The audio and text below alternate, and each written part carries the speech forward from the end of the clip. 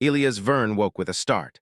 The first thing he noticed was the unusual softness beneath him, unlike any bed he had ever known on Earth. The second thing was the faint, almost musical hum that seemed to come from the walls around him. His head spun for a moment as he tried to piece together how he had ended up here. 1 minute, he was reviewing human diplomacy reports in the low-gravity chamber of the interstellar station, and the next he had no memory of traveling anywhere. Then he saw her. Sarinth sat cross-legged on the bed beside him, her large, luminescent eyes studying him with a mixture of curiosity and quiet determination. Her violet skin shimmered slightly in the ambient light, and her long, flowing tendrils moved almost as if they had minds of their own. Elias blinked, unsure if this was a dream or some kind of hallucination brought on by stress and lack of sleep. "You're awake," she said. Her voice was melodic, almost vibrating slightly in the air. "Good, you cannot leave now." Elias frowned. "Wait, what?" I can't leave." His heart began to race. Was this some alien interrogation ritual he had accidentally walked into? He tried to sit up, but Sarinth gently but firmly placed a hand on his shoulder. Her touch was surprisingly warm, like a summer breeze, and oddly comforting despite the strange situation. "No," she said calmly, "you are my mate, and the first stage of bonding cannot be interrupted." Elias froze. Mate, bonding. He felt a mix of confusion and panic rising in his chest.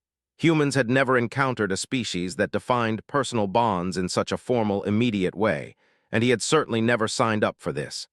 I think you're misunderstanding," he said carefully. I'm a human diplomat. This isn't how we..." Sarinth tilted her head. "No misunderstanding. On my world, resting together initiates the bond. You accepted the offer to rest. You are now bound." Elias' mind raced. He remembered politely accepting her invitation to relax after the council meeting, not realizing it was an official ritual. His human instinct was to negotiate, but even he realized he was far out of his depth. He tried to stay calm. "Okay, let's slow down," he said. "Can we talk about this? I don't even know what your rules mean." Sarinth's eyes softened slightly. "You will understand in time, but until the cycle ends, you are not to leave this chamber." He swallowed hard, then tried to shift position slightly, testing her reaction. She remained still calm but firm. Elias realized quickly that she wasn't going to budge. He took a deep breath. "All right, Elias, you've handled worse. You can handle this." "So we're stuck here together for how long?" he asked, trying to keep his voice light, even though panic still tickled his stomach. 3 planetary cycles, Sarinth said simply. "The council will observe. Compatibility will be measured." Elias' eyebrows shot up. 3 planetary cycles? That could be weeks. He felt his pulse quicken, but then he noticed something. Sarinth didn't seem aggressive. She didn't raise her voice. She didn't demand obedience beyond this ritual, and she looked genuinely curious about him. He decided to take a different approach. If the only way to survive this was to engage with her, he would do it on human terms. "All right," he said slowly. "I don't know your rules yet, but I do know something about humans. We talk, we explain, so maybe we can start there." Sarinth blinked, and then in a surprising gesture she nodded. "We can talk." Elias exhaled, relief washing over him. The fear hadn't vanished, but now it was mixed with curiosity. He had always loved first-contact situations, and while this one was unusual, he was fascinated by the challenge. "Good," he said. "Then I want to understand everything about this bond, why it exists, what it means, and how humans are supposed to navigate it." Sarinth's eyes glimmered. "It exists because the bond ensures harmony. It allows 2 beings to share understanding. It is sacred." Elias nodded slowly. He could work with sacred. He had studied alien cultures before. He could navigate this. "And how does it start?" She gestured to the bed. "Resting together, sharing space, listening. That is why you cannot leave. The bond begins through presence and attention." Elias tried to absorb this. "So it's not physical, it's more mental, emotional." "Yes," she said simply. "Through thought, touch, and presence. Your species is different. You do not understand immediately, but you will feel it." He felt a shiver run down his spine, not from fear, but from awe. This was not just a ritual, it was a bridge between minds. And he realized something. Humans were uniquely suited for this. They were curious, adaptable, and capable of subtle emotional understanding in ways many alien species could not grasp. Over the next hours, Elias and Sarinth began to talk. They exchanged stories about Earth and Sarinth's homeworld, about human customs and alien rituals. Elias discovered that Sarinth had been trained to assess potential mates for centuries, yet she had never encountered a species that responded with patience, humor, and dialogue rather than instinct or force. "You are fascinating," she said at one point. "Most species would struggle. You navigate conversation even under pressure." Elias laughed lightly. "Thanks, we call it talking it out. It's sort of our superpower." Sarinth's tendrils twitched slightly, almost like a smile. "Your species may survive where others fail. You are resilient." The day passed surprisingly quickly. They shared stories, laughed at misunderstandings, and Elias even managed to teach her a few simple Earth games. He realized that this forced bonding chamber was less a trap and more a classroom, a chance to build understanding through presence and engagement. By the time the ship's ambient lights dimmed into a night cycle, Elias felt calm. Not entirely comfortable, but curious and determined. He had no idea what the council would think or what would happen in the coming cycles, but he did know one thing: humans would adapt. Humans would find a way. And somehow, in the middle of this strange alien ritual, he felt a spark of hope. Sarinth watched him with quiet interest. "You are unlike any being I have encountered. Perhaps the bond will be enlightening." Elias grinned. "And maybe humans will learn something too. Like how to survive being stuck in a bed with a violet alien who insists you're their mate." Sarinth's laughter was like wind chimes. "You are amusing. It may be easier than I thought." And so, as the alien ship drifted silently through space, two very different beings began the first stage of a bond neither fully understood, but both were willing to explore. Elias knew the road ahead would be strange and challenging. But if humans had learned anything over millennia, it was that they could face the unknown with curiosity, courage, and a sense of humor. The first cycle had only begun, but already Elias could feel that something remarkable was starting to take shape. Something that might not just redefine human-alien relations, but also show the galaxy why humanity was different. The second cycle began with the quiet hum of the alien ship settling into its new orbit. Elias awoke to find Sarinth already observing him, her violet eyes reflecting the soft light. She had shifted positions in her sleep, but there was a calmness about her that made Elias feel more at ease than he expected. Despite the strangeness of being declared her mate, he realized that he was learning something important. About patience, about communication, and about the ways humans could adapt to circumstances no other species had ever faced. "Good morning," he said cautiously, rubbing his eyes. "Good morning," Sarinth replied. Her voice was calm, but there was a curiosity there that reminded Elias of a child discovering something for the first time. "You slept well." "I did," Elias answered. "Better than I expected, honestly, and you?" "I slept sufficiently," she said, a small tendril brushing over her shoulder. "You are easier to be around than most beings. Most beings panic. You do not." Elias smiled, a little embarrassed. "I guess humans are good at adapting. We've had to adapt for a long time. Sometimes it's survival, sometimes it's just life." Sarinth studied him for a long moment. "Adaptation, that is why your species survives?" "Yes," Elias said thoughtfully. "We can learn quickly, adjust, and try different solutions when things are difficult. Sometimes that makes us seem reckless to others, but it's effective." She leaned closer, her expression contemplative. "Effective, I see. Then perhaps the bond with a human may teach me more than I expected." For the first time, Elias felt a flicker of confidence. Despite the awkwardness of being stuck in a ritual chamber, the bond wasn't just a challenge. It was a chance to show the aliens something they might not have anticipated.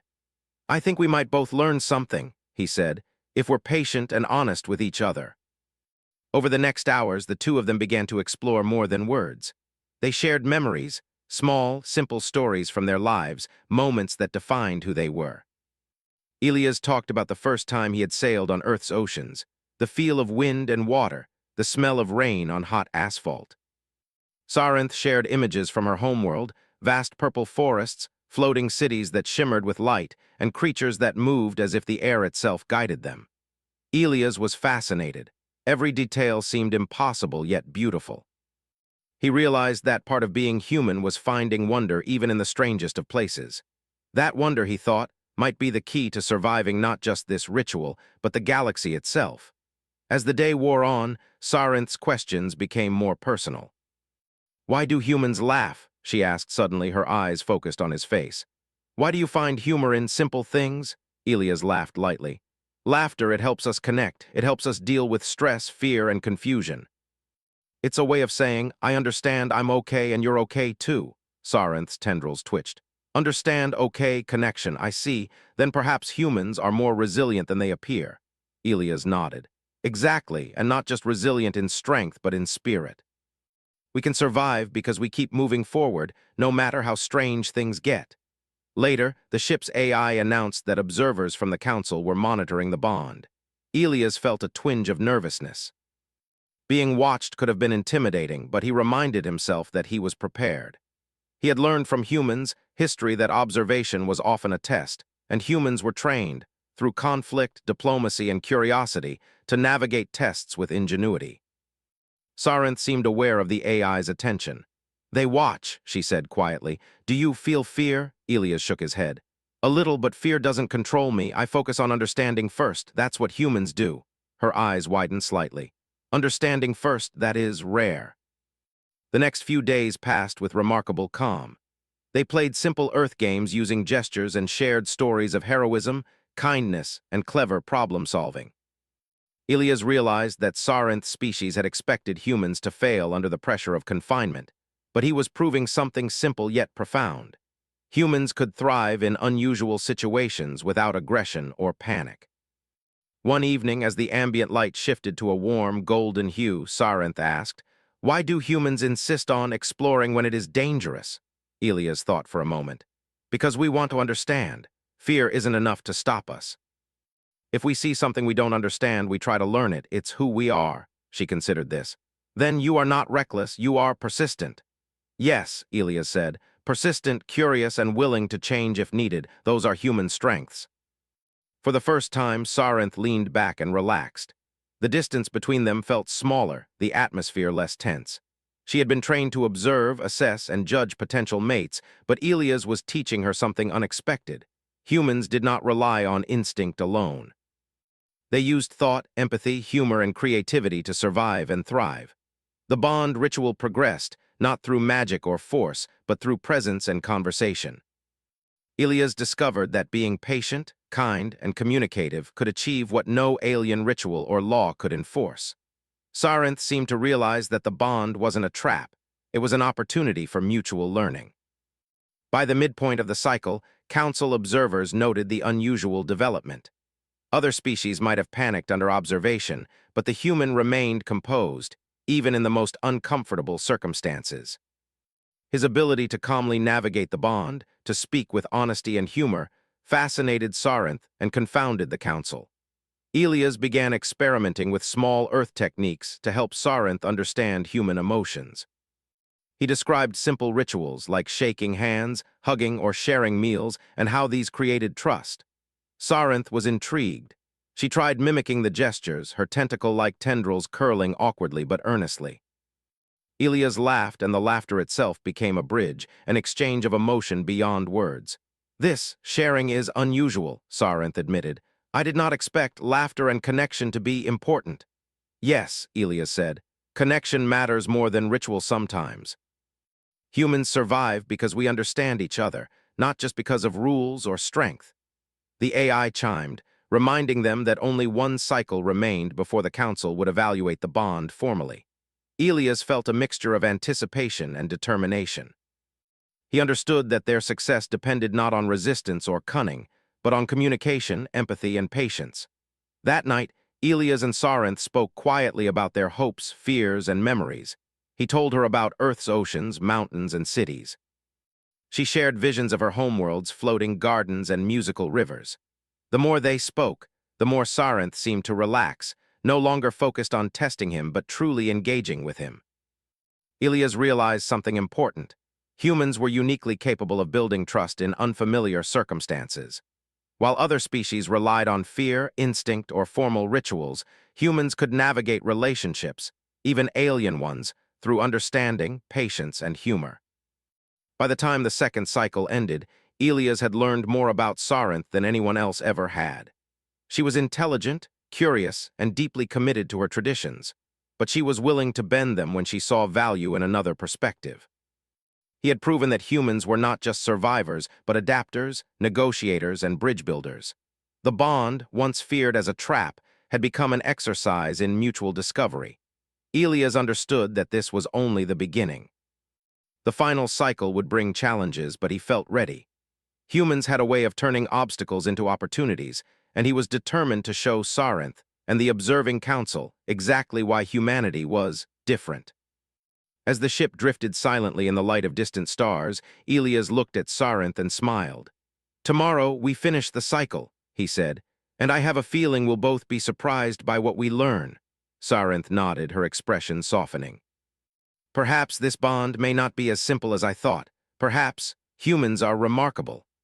And in that quiet chamber, under alien light and the soft hum of the ship, two beings prepared to complete a ritual neither fully understood, but both were eager to explore. Elias knew that humanity's strength lay not in power or aggression, but in curiosity, empathy, and the courage to face the unknown with an open heart. The final cycle began with a quiet tension in the air, though Elias could feel that it was different from the earlier cycles. There was no fear, no awkward hesitation, only a sense of anticipation. Sarinth sat across from him, her violet eyes gleaming with curiosity and something softer, respect, perhaps. The bond ritual had already revealed more than either of them expected. What had started as a strange, binding ceremony had transformed into a genuine connection built on trust, patience, and understanding. Elias took a deep breath, feeling the hum of the ship through the bed beneath him. This time he didn't feel trapped. He felt ready. "Good morning," he said, smiling. "I think we're going to finish this cycle with something we'll both remember." Sarinth's tendrils twitched gently in acknowledgement. "I am prepared," she said. "And curious." She tilted her head, studying him as though seeing him for the first time in a new light. "You have changed the way I thought about bonding. I did not expect this understanding." Elias nodded. "Humans often surprise others. We learn, adapt, and sometimes we teach without even meaning to." He hesitated for a moment, then added with a small grin, "Even when stuck in a bed on an alien ship." Sarinth's laughter echoed softly through the chamber, musical and bright. "You are amusing," she said. "And correct, your species teaches by example." The day passed slowly but richly. They shared stories that were more intimate now, not just about places and history, but about thoughts, fears, and hopes. Elias spoke of his first time seeing the stars through a telescope, the feeling of wonder that had stayed with him ever since. Sarinth shared her memories of the first time she had walked on her planet's floating gardens, the dizzying beauty of weightless vines, and the songs her people sang to honor the world. As they spoke, the bond ritual's invisible threads seemed to grow stronger, though neither of them focused on it directly. Instead, it manifested in subtle ways: shared gestures, a growing ease in conversation, laughter at small jokes, and the comfort of silence when words were unnecessary. The Alien Council's AI continued to observe, recording every movement and interaction, but Elias felt no fear. He knew that humans excelled in these moments. Trust, empathy, and emotional intelligence were abilities many species lacked. He was proving that humans were capable of navigating the unfamiliar with grace. "You are patient," Sarinth said suddenly, her gaze fixed on him. "Most species would have reacted with fear, anger, or resistance. You observe, listen, and adjust. This is remarkable." Elias smiled. "We have to be. Humans face challenges all the time. We've learned that the best way to survive isn't always by fighting, it's by understanding. By finding common ground, by listening." Sarinth's eyes softened and she leaned slightly closer. "Then, perhaps humans are more than I imagined, not just strong or clever, but insightful. You see meaning where others see only rules." Elias nodded, feeling warmth spread through him. "Exactly, and the same goes for bonds. It's not just about rituals or laws, it's about connection, respect, choice." The hours stretched into the final evening of the cycle. The ambient lights shifted to a deep, soft blue, casting gentle shadows across the chamber. Elias and Sarinth had stopped counting the hours. They were no longer measuring time. Instead, they were observing each other, learning, and simply being present. Elias realized that humans often excelled in situations where patience and attention were needed, and this ritual had become the perfect example. As they sat quietly, Sarinth reached out with a tendril, brushing lightly against his hand. The touch was gentle, deliberate, and filled with unspoken meaning. Elias did not pull away. Instead, he mirrored the gesture, allowing a connection to form without words. It was subtle, but he could feel the ritual completing itself, not through force, but through understanding. "You have taught me," Sarinth whispered, "not only about your species, but about perspective, about patience, about choice." Elias smiled. "And you've taught me about your world, about traditions, respect, and curiosity. I think we've both learned that understanding matters more than rules." The AI chimed softly, signaling that the council would begin evaluation shortly. Elias felt a small flutter of nerves, but they were tempered by confidence. Humans thrived in observation, adaptation, and reasoning, and he knew that he had demonstrated these skills fully. When the council representatives finally appeared, projected as luminous holograms above the chamber, there was a moment of silence. They were used to seeing the bonded species struggle, panic, or comply without thought. What they witnessed now was different. Elias was calm, attentive, and engaged. Sarinth was relaxed, smiling, and clearly respecting his autonomy. The bond was complete, but it had been formed through mutual understanding, dialogue, and patience rather than force. The lead council member's projection shimmered with interest. "Elias Verne," it said, "you have completed the ritual. And unusually, the results are exceptional. Your behavior demonstrates qualities of diplomacy, patience, and empathy far beyond typical expectations for your species." Elias inclined his head respectfully. "Thank you. I've learned that understanding is always stronger than fear or aggression. That's what humans do best." Sarinth's eyes gleamed, and she reached out toward him, not as a captor, but as a partner. "The bond is recognized," she said. "Not because of ritual alone, but because you have chosen to engage, to learn, and to connect. This is remarkable." The council observers murmured among themselves. They had never seen a human act this way during a bonding ritual. Elias' calm, patient approach had not only satisfied the ritual's requirements, but it had also impressed Sarinth and challenged the council's assumptions about humanity. As the observers withdrew, leaving the chamber in quiet solitude, Sarinth turned fully toward Elias. "You are not like the others. You have taught me about your species' potential, about what humans can accomplish." Elias laughed softly. "I think humans often surprise people, especially other species. We adapt, we learn, and sometimes we change the rules just by living." Sarinth tilted her head, studying him with a mixture of admiration and amusement. "Perhaps I was too rigid in my expectations. Perhaps humans are extraordinary." Elias smiled. "Extraordinary enough to make you reconsider centuries of tradition." She laughed, a sound like music drifting through the chamber. "Perhaps humans are clever. You have challenged me in ways I did not anticipate." That night, as the ship drifted silently through the stars, Elias and Sarinth spoke quietly, sharing dreams of the future. They imagined Earth and her homeworld connected, humans and Sarinth's people working together, learning from one another, and exploring the universe side by side. It was a vision of cooperation, curiosity, and trust, qualities humans had always relied upon to thrive in the unknown. Elias realized that this was the essence of humanity's power, the ability to engage, to empathize, and to communicate. Other species might rely on strength, speed, or rituals, but humans had mastered the art of understanding. That skill had won them trust, respect, and the ability to navigate situations that might have destroyed less adaptable beings. By the end of the final cycle, the bond was officially recognized. It was clear that this connection was not merely ceremonial. It was a genuine partnership built on respect and choice. Sarinth had come to value Elias not because he followed tradition, but because he demonstrated patience, curiosity, and the courage to act with kindness in a world full of unknowns. Elias felt a deep sense of satisfaction. He had survived the ritual, learned about a new species, and demonstrated the best of what humanity had to offer. More importantly, he had shown that humans could thrive in circumstances that no one expected them to handle. The bond ritual, once feared as a constraint, had become an opportunity for growth, learning, and connection. Sarinth turned to him with a soft smile. "You may leave the bed now," she said gently, "but I hope you choose to stay even if it is your choice." Elias smiled back, understanding the significance. "I will stay," he said, "not because I have to, but because I want to, and because I know that together we can learn even more." In that quiet chamber, surrounded by stars and the gentle hum of the alien ship, Two beings from different worlds embraced a bond built on understanding, respect, and choice. The ritual had ended, but the journey was only beginning. Ilias knew that humanity's greatest strength was not in force, dominance, or instinct. It was in the ability to connect, to learn, and to inspire trust across the universe. And as the ship continued its silent journey through the cosmos, Ilias felt certain that humans would not just survive, they would thrive. Not through aggression, but through the qualities that had always defined them: curiosity, empathy, patience, and the courage to face the unknown with an open heart. Sarinth's gaze met his, a silent agreement passing between them. They had both learned, both grown, and both chosen a path forward together.